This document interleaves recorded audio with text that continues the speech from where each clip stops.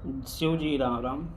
परम पिता परमात्मा के चरणों में 12 मैं वंदना और प्रार्थना करता हूँ पूरे विश्व का कल्याण हो और माँ भगवती जगत जननी महामाया योग माया महिषासुरमर्दिनी चंड मुंड को नाश करने वाली भगवती विंध्यवासिनी के चरणों में 12 मैं वंदना और प्रार्थना करता हूँ।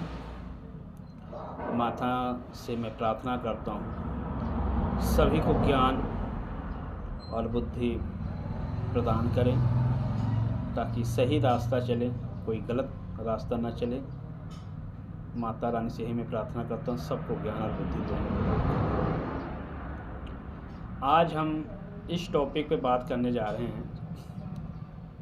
एक व्यक्ति हमारे पास आया था हमारे ऑफिस में। वो व्यक्ति कहता हमारे पास बाबा बहुत हैं, मैं हिमाचल में हमारे बाबा हैं, कई जगह उसने गिनाया, लेकिन उस आदमी के अहंकार आज ही वही व्यक्ति हमारे पास अपनी धर्म पत्नी का केस दिखाई दे रहा है, अपने बच्चों का केस हमारे पास लेकर आया हुआ है। कहते हैं जो राजस्थान के बाबा हैं वो हिमाचल में रहते हैं, वो कहते हैं कि हम 3 दिन में ठीक कर दूंगा। अभी उनको ये नहीं पता इस औरत के ऊपर क्या चीज़ें हैं क्या नहीं हैं, और वो चीज़ें 11 साल से हैं। तब आपके बाबा जी कहाँ गए थे? जब आपको बाबा जी को इतना नॉलेज था, इतना ज्ञान था, तो उस चीज़ को हटाए क्यों नहीं? आप उनको 11 साल से उनको जान रहे हैं और तुम्हारी बीवी के ऊपर से भी 11 साल से चीज़ें हैं, तुम्हारे ऊपर भी हैं, तुम्हारे बच्चों के ऊपर भी हैं, तुम्हारे बेटे के ऊपर हैं, बेटियों के ऊपर भी हैं। उनको तो ये भी नहीं पता ये है चीज़ कहाँ से, तुम्हारे खुद के अपने घर से हैं, तुम्हारे प्रेत योनि से जो पितर वो हैं कि चलते में रास्ते में मिल गए, उतारा में मिल गए, चौराहे में मिल गए, या किसी ने किया हुआ है या किसी ने खिलाया हुआ है। उनको ये भी ज्ञान नहीं है। फिर उस लड़के के अंदर इतना अहंकार है, फिर कहता है उस बाबे ने 5,000 दे दो सारा काम कर देगा।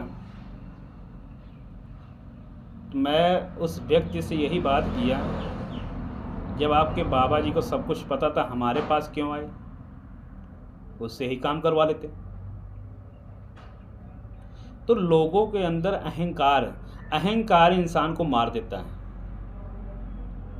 जो इंसान खुद में अहंकार में मैं में डूबा होता है, मैं और हम, बहुत तगड़ा अहंकार होता है। अहंकार निकाल देना चाहिए। किसी तांत्रिक से, किसी भगत से, किसी सेवक से उलझना नहीं चाहिए।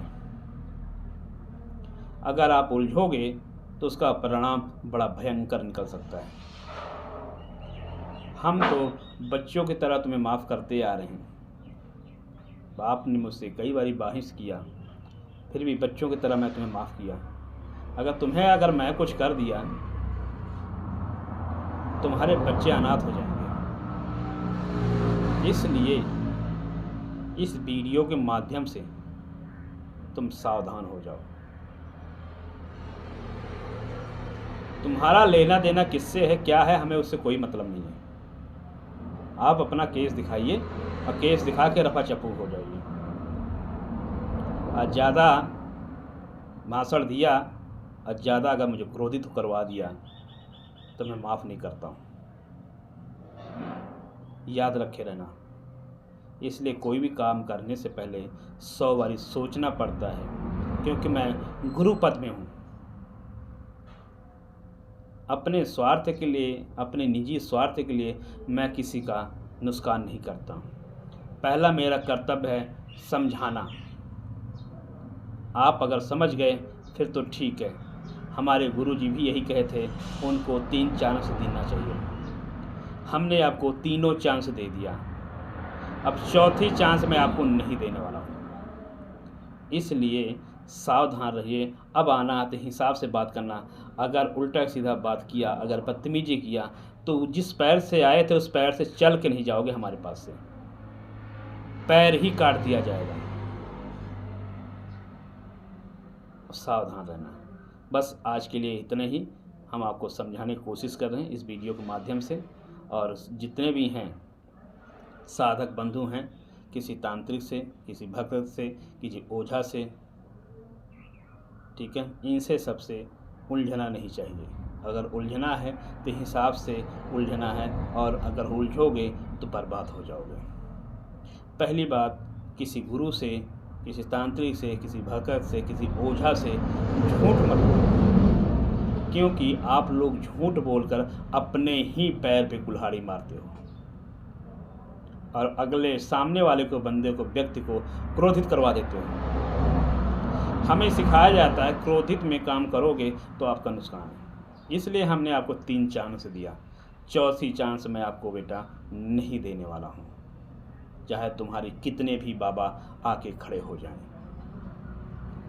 हम श्री राम जी के भक्त हैं और शिव जी के भक्त हैं। अपनी माँ की मैं भक्ति सेवा करता हूँ, माँ विंध्यवासिनी के चरणों में रहता हूँ। उनकी आशीर्वाद से तुम लोग, क्या तुम्हारे कितने भी बाबाएं आएँ, चरण में हमारे मत्था टेक के जाएंगे। ये मेरा वादा रहा।